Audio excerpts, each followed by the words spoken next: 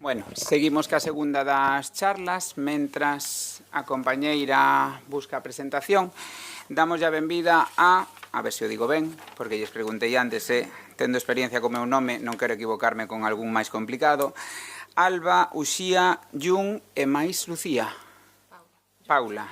Sabía que iba a acertar con Jun, pero iba a fallar co fácil. Bueno, véñenos presentar unha experiencia de educando no rural. Falando con elas antes definían é que nós non somos unha escola, que non falaban de educación. Pois aquí imos escoitalas con moita atención porque eu creo que imos a aprender todos. Benvidas.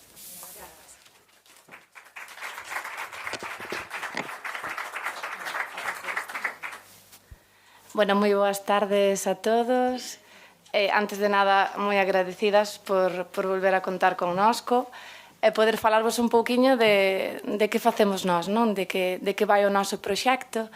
E se me permitides, antes de nada, darlle os parabéns á compañeira que estivo antes, porque a verdade é que aprendemos moito dos proxectos e son super interesantes. O sea que, antes de nada, presentámonos, se vos parece ben. Eu son Uxía, natural da aldea do Couto, de onde vos vimos contar esta experiencia.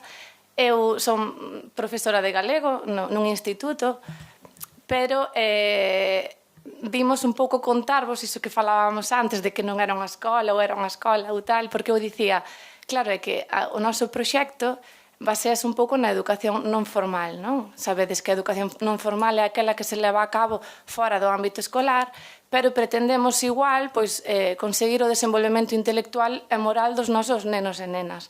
Entón, imos vos ir contando pouquiño a pouco. Alba? Sí.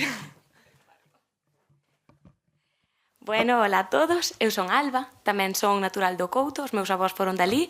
Eu vivo moi preto tamén, son mestra de educación primaria e sempre que podo participo en todas as iniciativas que temos ao longo do ano no Couto, que neste momento vamos a falar da Escola de Verán, pero temos moitas outras.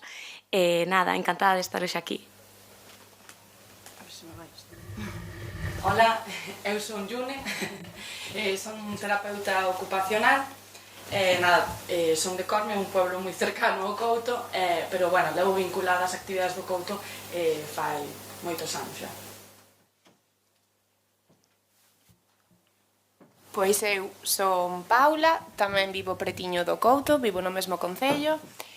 Son educadora infantil, mestra de educación infantil. Nestes últimos meses funme formar para Londres. Nada, agora volvín outra vez para Ponteceso, volvo outra vez colaborar con esta fundación. Bueno, dende pequeniña estuve vinculada a ela, agora estamos aquí as 4, e bueno, neste futuro verán seremos as coordinadoras deste proxecto, entón, por eso estamos aquí para chegar a todos vós e esperemos que vos guste. Gracias. Vale. Como a todo, para poñernos en contexto un pouquiño máis, temos que saber de onde vimos.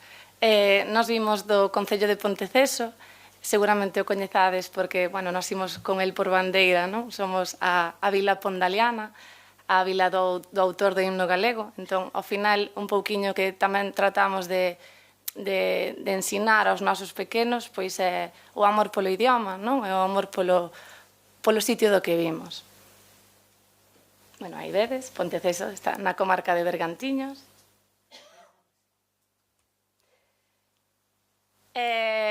Como unha imaxe vale máis que 1000 palabras, podo contaros moitas cousas da aldea, pero así poderedes velo.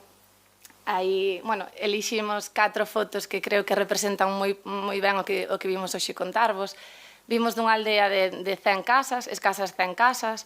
O Gallá puidera dicirvos que as 100 están habitadas, pero non é certo. Como igual que pasan moitas outras aldeas de Galicia, non temos esa sorte, non? Pois porque é unha poboación avellentada e como noutros sitios, como digo, pois están baleiras.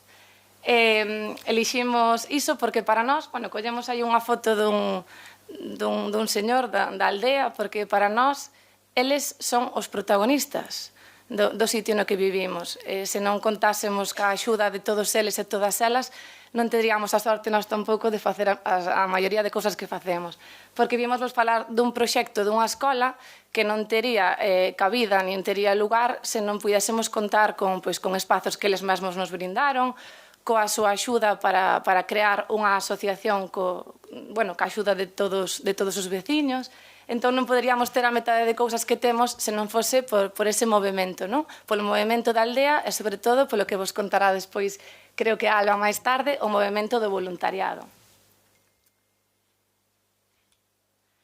Vale, a nosa escola ten 40 anos de vida e o que pretendemos, como vos dicía, era chegar a aprendizaxes á nosa pequena comunidade, non? Pois nós, os nenos, somos moi novas, quedanos moita vida por diante, se algo temos claro calquera das 4, creo que é que non queremos deixar de aprender en ningún momento, e seguir aprendendo toda a vida, pero o pouco que podemos aportar, pois que sirva para algo, non? Que deixe pegada neles, sobre todo que teñan un fío condutor como nós temos, porque eu creo que calquera de nós está de acordo en que dali non nos podemos mover na medida do posible. Non nos queremos estar sempre vencellados ao noso, a nosa terra, pero sobre todo a nosa aldea que foi a que nos viu medrar. Aprender a valorar o noso, ensinarlle aos máis pequenos iso, de onde vimos, e sobre todo ter claro que a lingua galega é o fío conductor deste proxecto sempre.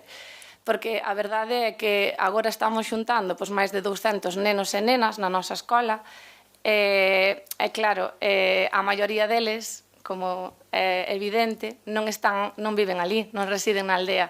Pero é importante que saiban volver, que saiban vir a casa e que teñan como o seu espazo no que se sinten ben, no que se sinten acollidos e no que saben que van ter as portas abertas, tanto agora como se no día de mañá queren facer como nós, primeiro ser os nenos que van á escola e despois ser os monitores desa mesma. Contábavos que primeiro, a nosa escola iniciouse en alpendres cedidos por veciños e veciñas da aldea, porque non tiñamos un espazo no que poder realizar todas esas actividades. Entón, tivemos sorte de que ca axuda de todos e de todas, aportando un poquinho, os que eran albaneis, dedicándose a iso, os que tiñan os materiais o mesmo, despois aportando un donativo polas casas, conseguimos ter esa pequena asociación, non? Nos chamamos a Casa dos Veciños, que sempre din, imos á asociación, nós dicímolo, imos á Casa dos Veciños, porque o que tiñamos claro desde un principio é que queríamos unha casa para todos e para todas, unha casa na que poder ir no momento que calquera precisase, pero tamén ter un sitio, porque ao final un alpendre, como é evidente, chove nel, ten certas carencias, non? E ter un espazo moito máis digno, cunha calefacción e con materiais para poder brindarlle aos pequenos. E como non deixamos de medrar, que é un pouco o que tratamos de dicir sempre, naceu a Fundación Eduardo Pondal, que naceu como un proxecto que amparase un pouco a gran cantidade de actividades que temos durante todo o ano, non? Aínda que a asociación é, digamos, a base fundamental de todo o que veu despois, a Fundación Eduardo Pondal arroupa o noso proxecto e brindanos a oportunidade de poder realizar aí as actividades que hoxe facemos. Alba, pasamos con Alba. Ao longo do meu discurso vou-vos a falar das persoas máis importantes da nosa escola. Comezo entón falando dos máis de 250 nenos que nos acompañan cada mes de agosto e tamén ao longo do ano. Todos estes nenos teñen entre 3 e 18 anos de idade. Están distribuídos polos grupos e tamén tendo en conta este parámetro. Cando cumpren os 18 anos, pasan a formar parte do equipo de monitorado, sempre cando teñan as habilidades e as inquedanzas necesarias. Somos un total de 32 monitores e monitoras, 10 deles son voluntarios seniors, dos que vos falarei a continuación, xa que traballamos co gran componente interxeracional, que é un motor fundamental da nosa escola. Todas as monitoras e monitores temos unha formación íntimamente ligada coa educación. Todas somos mestres, mestras, e tamén traballamos con outras áreas como poden ser as ciencias do deporte, e tamén os terapia ocupacional, que tamén é moi importante. E todos eles traballan de xeito voluntario. E este é o gran motor da nosa escola, o voluntariado. Se pasa? Perdón. Aí. Bueno, estes son algúns dos nosos espazos que, como dicía Uxía, todo o pobo, toda a aldea, durante este mes, colabora connosco. Estes son espazos que a propia aldea nos cede, a propia veciñanza. O primeiro é unha finca que nos deixan para crear o noso horto ecolóxico. A segunda é un alpendre que, a través da decoración que fixemos cos nenos e cas nenas, creamos unha aula.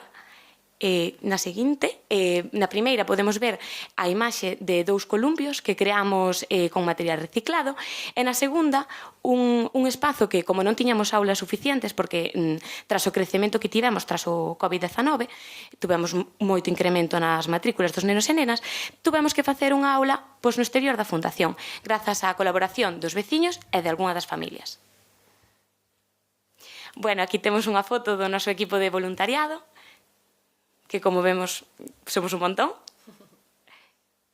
E agora, antes de ensinarvos a seguinte imaxe, falamos do voluntariado sénior, que, como vos digo, son persoas de maiores de 65 anos que de xeito desinteresado veñen a diario para ensinar aos nenos e as nenas oficios tradicionais como poden ser a costura, a cociña, o baile tradicional galego, e tamén nos axudan nas entradas e saídas, xa que, como temos 250 nenos e nenas, hai moitas familias, moitos coches, e eles axudannos co tráfico, e tamén cando realizamos algunha saída pola aldea, xa que a coñecen moito mellor que a nós. Bueno, aquí, como dicía a miña compañeira Uxía, unha imaxe vale máis que 1000 palabras. Non sei se vedes por aí na segunda rengleira a todos os sénior. Listo? Aí. E, bueno, por último, rematar a miña parte dicindo que a nosa escola sempre terá futuro cando exista un relevo xeracional e o motor principal que é o voluntariado.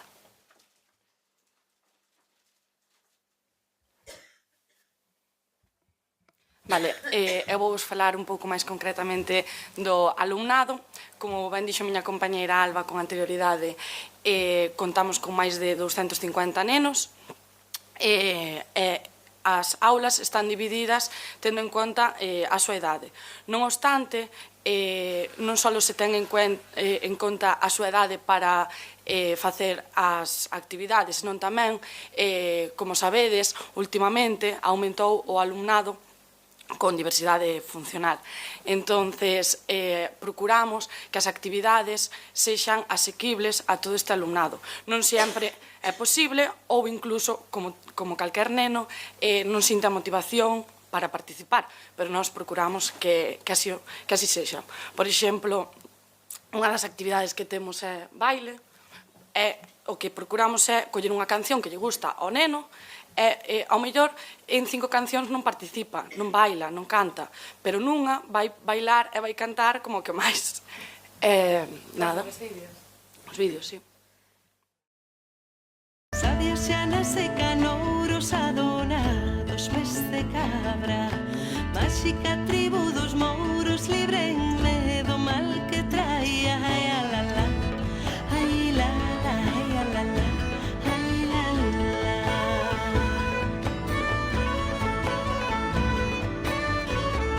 E por alboreando a nubera da auga na beira-mar, auga da amanhecida, no brullar deste día vome lavar.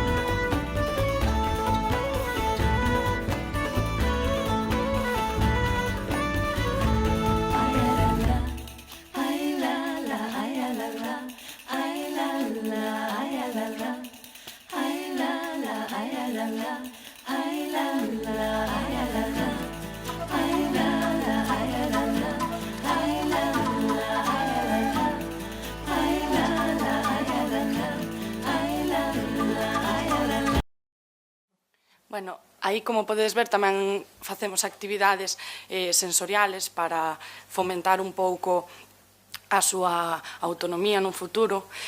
Bueno, o importante non é só que os nenos con diversidade se incluyan e aprendan a socializar, a xogar con outros nenos, senón tamén que nos dimos de conta que o importante é que o resto de compañeiros aprenden o que é a diversidade, a normalizan, crecen como persoas. Bueno, agora deixo vos. Bueno, vai poñer máis vídeos.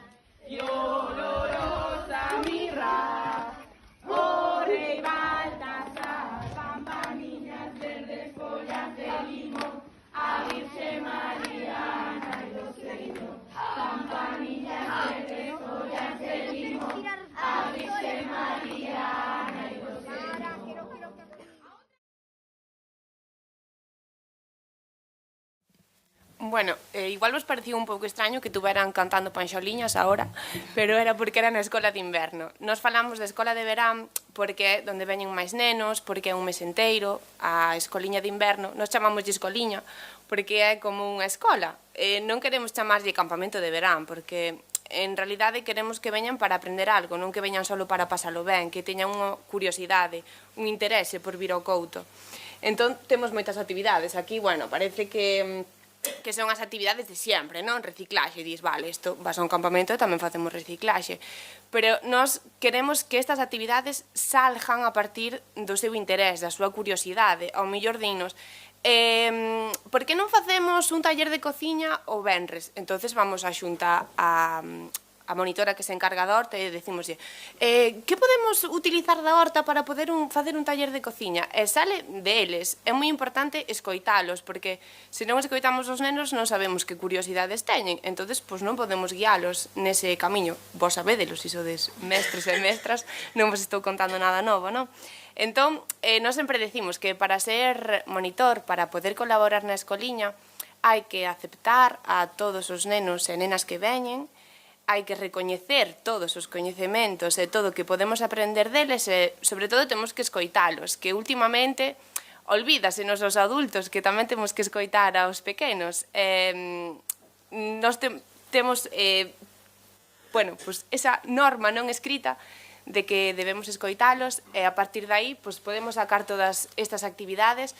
Obviamente temos que ter un proxecto antes, temos que telo pensado, pero moitas veces ofertamos actividades que despois non son ben acollidas. Por exemplo, podemos poñer a actividade de matemáticas, e en matemáticas e din, jova, outra vez, non? Entonces, temos que presentala de maneira diferente. Moitas veces están aprendendo moitos coñecementos e non son conscientes de que o están facendo. Entonces, ese é o que queremos, que veñan á escola de verán a pasalo ben, pero non só a pasalo ben, tamén a aprender e a sentirse escoitados.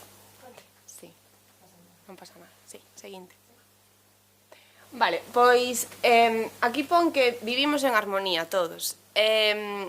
Tonucci sempre di que os espacios, que as rúas deben estar adaptadas aos nenos e aos cidadáns. Entón, nós o que facemos é bloquear a aldea dos coches. Os coches non poden entrar á aldea durante a xornada da escola, non poden entrar. Por qué? Porque senón os nenos e as nenas non serían libres, non se sentirán coa seguridade de poder andar polas rúas, de poder xogar, de poder ir a un espacio a outro eles solos. Ese é o que queremos, que se sintan seguros, que se sintan libres e que a aldea sexa deles. Diredes vos, como a xente que vive ali pode aceptar eso? Pois é porque se enche de vida.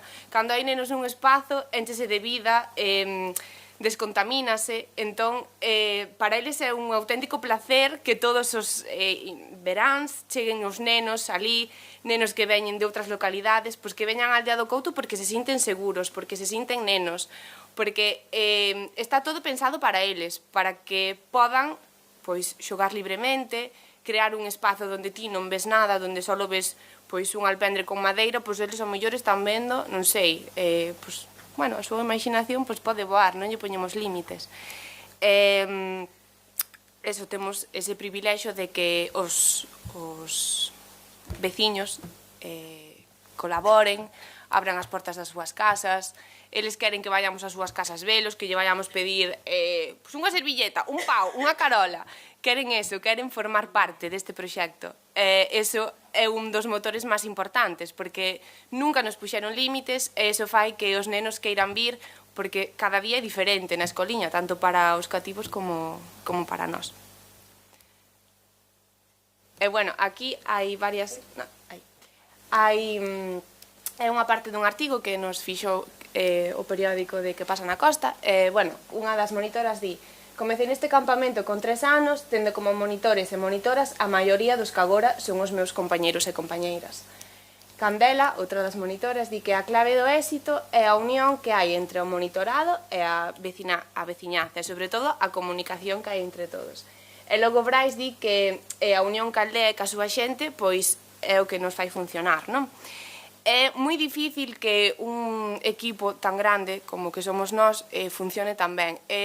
Unha das cousas que hai que valorar é que todos nos coñecemos pois dende fai tempo, e se non nos coñecemos, cada un que ven novo pois intentamos arroupalo, acollelo, que sea un máis, que non se sinta desplazado, porque todos aprendemos de todos, e sobre todo como sabemos cales son as nosas pros e os nosos contras de cada un, pois intentamos poñer a cada persoa no seu lugar. Si a un dos monitores pois a educación de 0 a 3 pois non se lle dá ben, pois non vamos a poñelos con ese tipo de cativos. Entonces eso tamén é moi importante, sobre todo crear un ambiente de seguridade no que todos podamos decir como nos sentimos, que necesitamos, se necesitamos axuda, se necesitamos... Eso é moi importante. Bueno, facemos sempre unha asamblea inicial antes de empezar cada xornada para saber pois como vai ser a xornada, se alguén necesita axuda, e ao final da xornada outra asamblea para saber que podemos mellorar. Eso é moi importante porque se non sempre se forman vínculos de un grupo, outro grupo, nós queremos ser un grupo en total, queremos ser todo un, non? Entón, pois, a confianza, a coordinación, a comunicación son unhas bases moi importantes. Sobre todo, que decía antes, saber escoitar e aprender todos os días uns dos outros. Vale, agora, bueno, por último, pon que é un revulsivo cultural e que se quere ser universal, fala da túa aldea. Eu pensaba, onte preparando isto, non? Decía, como os nenos de outras localidades, nenos que ao mellor veñen da Coruña, por que veñen ao Couto? Por que lles chama tanto? Vale, que sí, que somos uns monitores moi guais, eso non cabe duda. Pero ten que haber algo máis, non? Dime cuenta de que nin os nenos, nin as nenas, nin eu, nin ninguén sabemos o que nos depara cada día, porque o noso espazo é a aldea. Non sabemos si a jata que estaba embarazada xa tuvo os bebés ou non tuvo os bebés. Non sabemos si os troncos de madeira que había no quinteiro van seguir estando. Entonces, é unha cousa nova. Cada día temos unha cousa nova. E iso non é porque nos o cambiemos, é porque unha vida na aldea é así. A vida, pois, sigue en pé, aínda que ti non vayas traballar, os veciños da aldea salen e levántanse igual, cambian as cousas de sitio e fan vida, que iso é o importante, é o que lles motiva aos nenos a vir, porque cada día é novo, e por moito que ti planees a xornada, non sabes o que che depara, non sabes se ao levantar unha pedra vai haber un escácer, que xa me pasou unha vez e eu non o sabía. Entonces, pois eso, que os nenos se sinten libres, síntense seguros, saben que cada día van a aprender unha cousa nova, e sobre todo pois preguntarlle o que desean, o que queren facer, facer un grupo, que eles fagan grupo, sobre todo, pois o que decían as miñas compañeiras, que os veciños se volcan con nós, están sempre dispostos a axudar, a colaborar nas actividades. Eu sempre diseño actividades onde a monitora nese momento sea a veciña, non sea eu. Por exemplo, facemos unha bola de trigo, eu non teño nin idea de facer bolas, pero ela ven e explícanos a monitora nese momento. E os nenos son conscientes de que o coñecemento teno a ela, de que hai que escuitar a ela e de que gracias a ela pois podemos estar aí e podemos seguir facendo bolas de millo, porque se fora por min non se poderían seguir facendo. Entonces, eso é importante, de valorar o que temos, de valorar a cultura, de valorar pois, os coñecementos que van de xeración en xeración, e, bueno, creo que estamos conseguindo. Por último, pechar con un vídeo que é das Festiletras, que aí, bueno, pois, como di o nombre, non? Festiletras, Festa das Letras. Non só celebramos as nosas letras, sino todas as artes de pintura, escritura, bueno, todas as artes que podemos ter na nosa cultura, e que están moi vencelladas pois, a Escola de Verán, e que sempre intentamos que día a día os nenos as coñezan e podan traballar con elas. Por exemplo, moitos dos murais que hai pola aldea, intentamos que os nenos e as nenas coñezan os autores, coñezan a obra, tentamos sempre poñerlle música, porque moitas veces non están acostumados a escoitar a nosa música, non? Tipo aos 40 FM e non aparece a nosa música. Entonces, pues, queremos que a coñezan, queremos que teñan contacto con ela, e ao final da Escola de Verán, pues, sempre veñen contentos ás Festiletras, porque sempre traemos algún grupo que traballamos anteriormente a súa música, e, bueno, pois, como vades ver, a aldea, a pesar de que tamén cambia para a Escola de Verán, tamén cambia para as Festiletras. Parece outra aldea totalmente diferente, os veciños ceden os seus espacios, bueno, é pois unha comunidade, somos todos unha comunidade, dispostos sempre a axudar e a colaborar, e eso, pois creo que é a clave do éxito.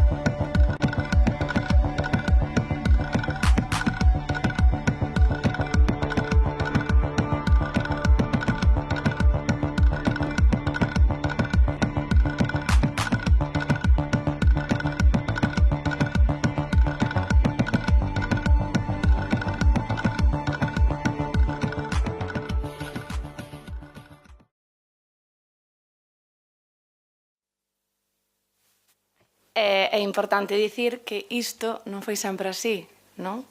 Ao final, a Festa das Letras sí que é algo que temos clarísimo, porque ao final as letras galegas do 17 de maio bueno, pois xa teñen o seu recoñecemento, pero nós sempre quixamos facer o noso recoñecemento propio e sempre lle dedicamos o Día das Letras da nosa aldea a alguén que fora, bueno, vinculado ás letras ou non, pero que sempre deixase pegada en nós, dunha maneira ou doutra. Tivemos a sorte de medrar, eu creo que calquera das 4, coñecendo a escritores e a escritoras importantes, só polo simple feito de estar vencellados a esta aldea.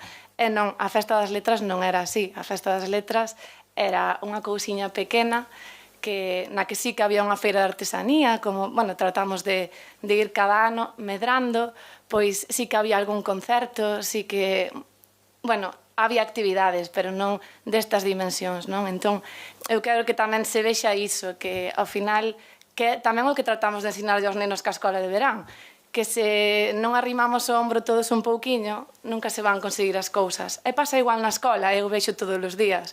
Ao final, porque lle digas unha vez aos nenos non vai chegar, non? Hai que estar aí constantemente lembrándolle que teñen que mirar polo seu futuro, loitar por el, esforzarse, máis tarde ou máis cedo, ven o seu froito. E isto é o que vemos nós na aldea do Couto todos os días. Así que nada, moitas gracias.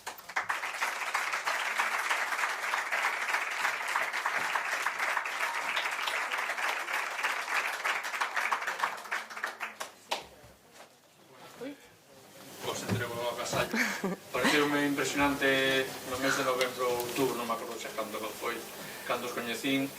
Parabéns, moitas grazas por estar. Gracias. Gracias.